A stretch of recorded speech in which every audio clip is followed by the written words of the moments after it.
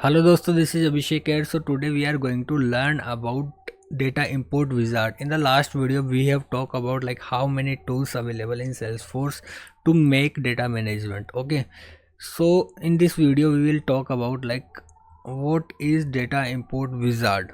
So let's start. So data import wizard क्या होता है कि एक ये इंटरनल टूल होता है सेल्सफोर्स का जिसके थ्रू अपन डेटा को मैनेज करते हैं और डिफरेंट ऑपरेशंस परफॉर्म करते हैं, जैसे कि इंसर्ट हो गया, अपडेट हो गया, अपसर्ट हो गया। ओके, और इसमें 5 स्टैंडर्ड ऑब्जेक्ट में अपन ऑपरेशंस परफॉर्म कर सकते हैं। स्टैंडर्ड 5 कौन कौन से?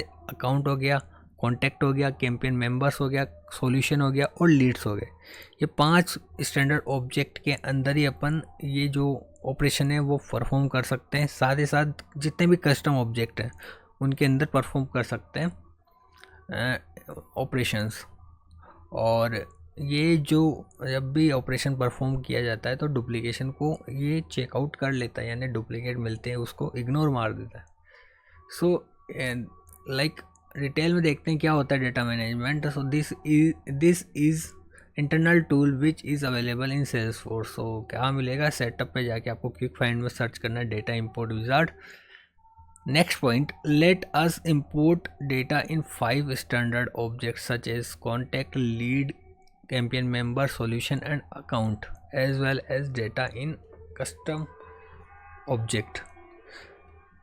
अब कितने रिकॉर्ड्स को ये एक साथ इंपोर्ट कर सकता है? तो 50,000 टोटल रिकॉर्ड्स को ये वन टाइम में अलाउड करता है इंपोर्ट करने के लिए। और यहाँ पे for importing it provide an easy to use interface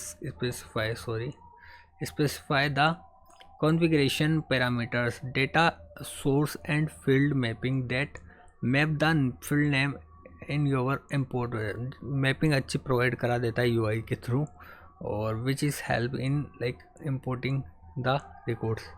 generally .csv file के थ्रू होता है ये with the field name and उन organization. It catches the duplicates record. What are the operations we can perform? Insert, update, upsert. अब delete और export इसके through perform नहीं किया जा सकता, वो अदर टूल्स के थ्रू किया जा सकता है। वो भी अपन आने वाली वीडियोस में डिटेल में देखेंगे। ठीक है, अब जाके अपन प्रैक्टिकली देख लेते हैं होता क्या है ये। सो उसके लिए मैं क्या करता हूँ अपनी और के अंदर लॉगिन कर लेता हूँ अभिषेक वाली में, और सेटअप पे जाता हूँ। सेटअप पे जाके अपन को क्या सर्च करना है? Data import wizard.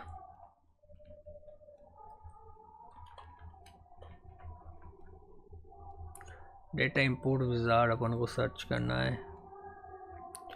देख सकते हो यहाँ पे ऐसा कुछ आपको नज़र आ रहा होगा। ठीक है, तो bulk UI, launch in threads, prepare data import mapping, ये यहाँ पे ये दे रहा है कि स्टेप्स बता रहा है कि कैसे अपन डेटा इंपोर्ट कर सकते हैं। तो यहाँ पे मैं बल्क मॉनिटरिंग में क्लिक करता हूँ तो ऐसा कुछ दिख रहा है। तो यहाँ पे मॉनिटर देख लेता है कि जॉब आईडी कितनी है, सबमिटेड कितना किया गया है, रिकॉर्ड वगैरह सब चीज़ें आप डिटेल में देखना चाहते हो एक साथ तो यहाँ से देख सकते हो। ओके, ऑपरेशन परफॉर्म करने के बाद बाकी चीज़ें आपको यहाँ से परफॉर्म करनी है। लॉन्च विजार्ड में क्लिक करके करना है। तो यहाँ पे अपन को कुछ जो CSV फाइल है वो अपलोड करनी है। ठीक है, तो मैं यहाँ पे CSV फाइल अपलोड करूँगा जिस भी ऑब्जेक्ट के रिकॉर्ड मुझे इंसर्ट करवाने हैं। तो मैं यहाँ पे ऑथर के रिकॉर्ड इंसर्ट करवाना चाहूँगा, तो ऑथर के रिकॉर्ड के लिए मेरे को एक CSV फाइल बनानी पड़ेगी पहले। तो यहाँ पे कौन कौन से क्या कहते हैं फील्ड रिक्वायर्ड है, तो ऑथर का नाम रिक्वायर्ड है ओनली, और मैं DOB भी डाल देता हूँ। ये दो चीज़ें मैं CSV फाइल में डाल देता हूँ। तो CSV फाइल के लिए मुझे शीट्स पे जाना है, गूगल शीट्स पे जाके मैं एक CSV फाइल बना के उसको डाउनलोड कर लेता हूँ। ठीक है, तो नेम डाल देता हूँ मैं ऑथर का, और यहाँ पे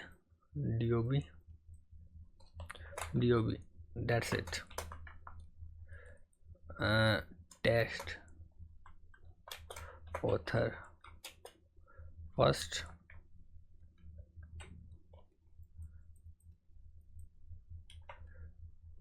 तो ऐसे में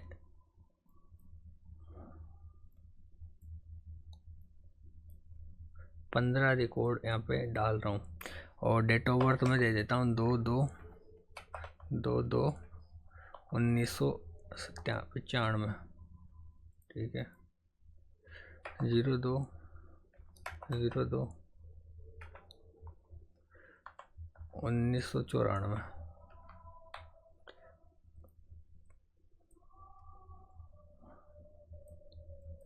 ठीक है, तो DOB भी मैंने डाल दी। ओके, सो ये चीज़ मैंने अब कर दी। अब इसको मैं, इस स्प्रेडशीट को मैं नाम दे देता हूँ यहाँ पे ऑथर डिटेल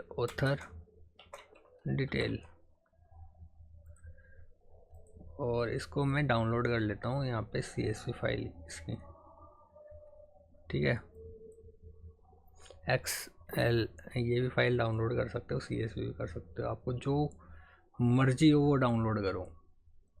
मैं इसको डेस्कटॉप पे नहीं, मैं इसको डाउनलोड कर लेता हूँ यहाँ पे डॉक्यूमेंट्स में। तो यहाँ पे डाउनलोड हो चुकी है CSV फाइल।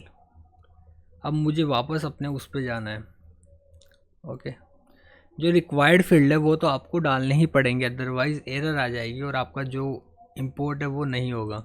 यदि एक भी एरर आती है तो सारे के सारे जितने भी है वो रोल बैक हो जाएंगे। ओके, तो इंपोर्टिंग सक्सेसफुल नहीं होगी।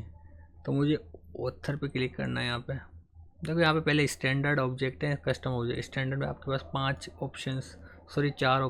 5 ऑप्शन दिए गए हैं, account, contact, lead, solution, campaign member. ठीक है, कस्टम में आपके पास सभी ऑप्शन है जितने भी आपने कस्टम ऑब्जेक्ट बनाए हुए हैं। तो मैं बेसिकली ऑथर पे क्लिक करता हूँ। ऑथर पे क्लिक करने के बाद अपडेट का ऑप्शन है, न्यू रिकॉर्ड का ऑप्शन है और आपको अपसर्टिंग का ऑप्शन है, add new and update existing.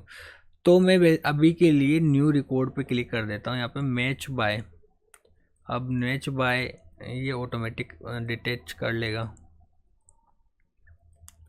आप स्पेसिफिक भी असाइन कर सकते हो, इसको मैं नहीं कर रहा। और यहाँ पे मैंने अपलोड कर दिए ये फाइल। ठीक है,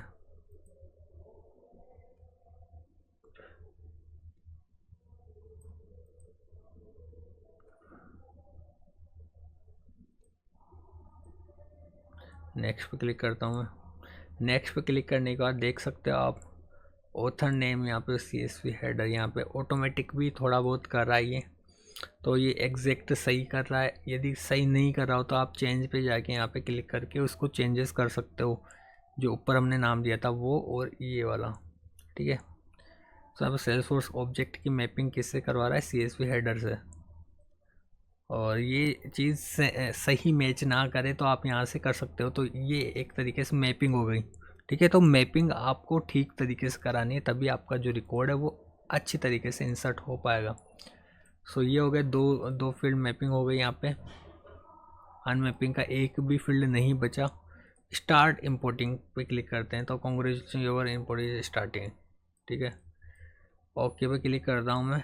ओके पे क्लिक करते हैं, यहाँ पे देख सकते हो यहाँ पे प्रोग्रेस 100% हो चुकी है, रिकॉर्ड प्रोसेस 100% हो चुके हैं और सक्सेस स्टेटस ये क्लोज हो चुका है। ठीक है, और फेल्ड रिकॉर्ड एक भी नहीं है और यहाँ पे पूरे रिकॉर्ड प्रोसेस हो चुके हैं।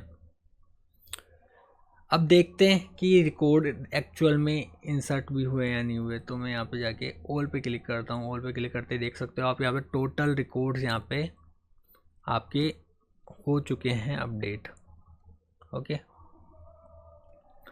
अपडेट इंसर्ट हो चुके हैं। सो इस तरीके से आप इंसर्ट कर सकते हो रिकॉर्ड्स को। अब जैसे मुझे अपडेट करना है, अब अपडेट मुझे ऑथर 1 पे करना है। ऑथर 1 पे जैसे डिटेल्स पे जाते हैं तो डिटेल्स पे जाने के बाद कंट्री और स्टेट नहीं लिखा हुआ। ओके, मुझे कंट्री और स्टेट डालना है इसके अंदर। तो कंट्री और स्टेट डालना है ऑथर 1 के अंदर। तो ये अपडेट करना है मेरे को। तो वापस मैं CSV फाइल में जाता हूँ और बाकी सब चीज़ें हटा देता हूँ यहाँ से, ओनली ऑथर 1 रखते हैं। अब मुझे एक और रिकॉर्ड ID भी डालनी होगी। रिकॉर्ड आईडी अभी फ़िलहाल के लिए डायरेक्ट अपन यहाँ से हार्ड कोड कर लेते हैं। ऐसे ये बेस्ट प्रैक्टिस नहीं होती। आपको जो रिकॉर्ड आईडी है वो आपको एक्सपोर्ट करना पड़ेगा पहले, फिर वो मैपिंग करानी पड़ेगी, ठीक है। तो एक्सपोर्ट के टाइम रिकॉर्ड आईडी के साथ साथ कुछ और फील्ड भी कर सकते हो आप, और उसके बाद अपडेट करा सकते हो। तो मैं यहाँ पे रिकॉर्ड आईडी, यहाँ पे मैंने एक वो हेडर बना लिया रिकॉर्ड आईडी का, और उसके अंदर रिकॉर्ड आईडी डाल दी। रिकॉर्ड आईडी क्या होती है तो उसके लिए मैंने पर्टिकुलर वीडियो बना रखा है, आप लास्ट लेक्चर्स देख सकते हो। यहाँ पे अब मुझे अपडेट क्या करना है, मुझे अपडेट करना है कि मुझे एक तो ये कंट्री का नाम चेंज करना है, कंट्री का नाम ऐड करना है इसमें ऑटोमेटिकली, और एक स्टेट ऐड करनी है, ठीक है। तो मैं देख लेता हूँ क्या क्या ऑप्शंस अवेलेबल कंट्री के लिए। जैसे मैं इंडिया सेलेक्ट करता हूँ, INDIA, तो कंट्री में मैं इंडिया सेलेक्ट करता हूँ। तो स्टेट में मुझे क्या क्या ऑप्शन मिलेंगे, जो भी ऑप्शन यहाँ पे पिक लिस्ट में दिए होंगे उन्हीं में से आपको चूज़ करना है। तो पंजाब में चूज़ कर लेता हूँ, PUNGAB,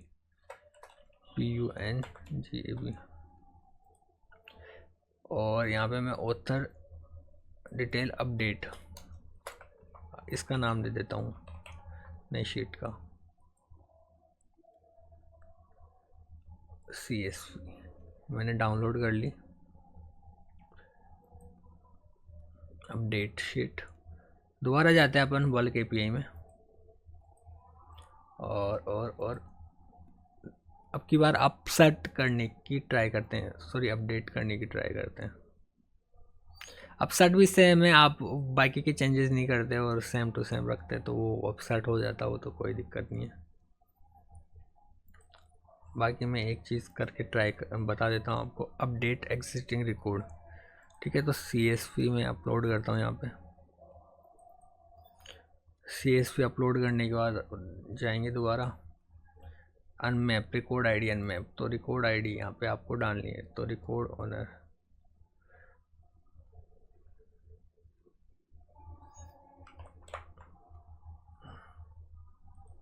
salesforce.com ID से आपको इसको कर लेना है मैप,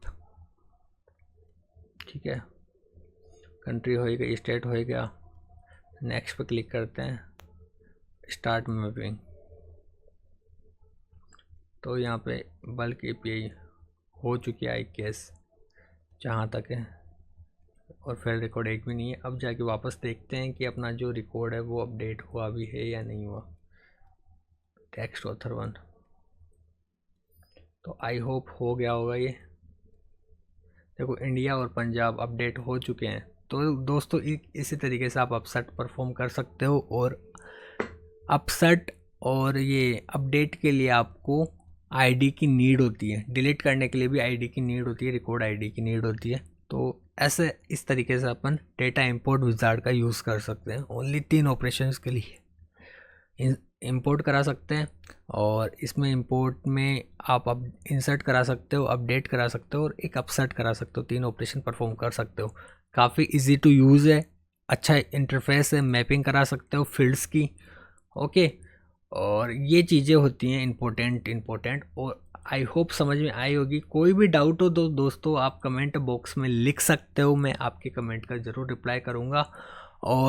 और कोई भी डाउट हो तो आप DM डायरेक्टली भी कर सकते हो इंस्टाग्राम पे, सबका लिंक मैं डिस्क्रिप्शन बॉक्स में डाल दूँगा। सो फिलहाल इस वीडियो में बस इतना ही, आने वाली वीडियोज़ में डेटा लोडर के बारे में पढ़ेंगे। सो मिलते हैं नेक्स्ट वीडियो में, तब तक के लिए thank you for watching this video guys.